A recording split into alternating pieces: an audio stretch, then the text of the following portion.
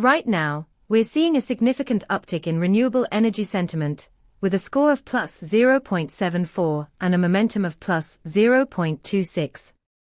This is noteworthy because it's a sharp contrast to the historical baseline, where sentiment often fluctuates around neutral.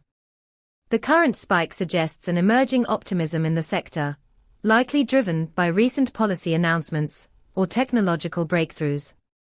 Our API returns a comprehensive analysis of this sentiment, including 14 semantic clusters that capture the nuances of public perception. You can leverage this data to inform your investment strategies or enhance your risk models.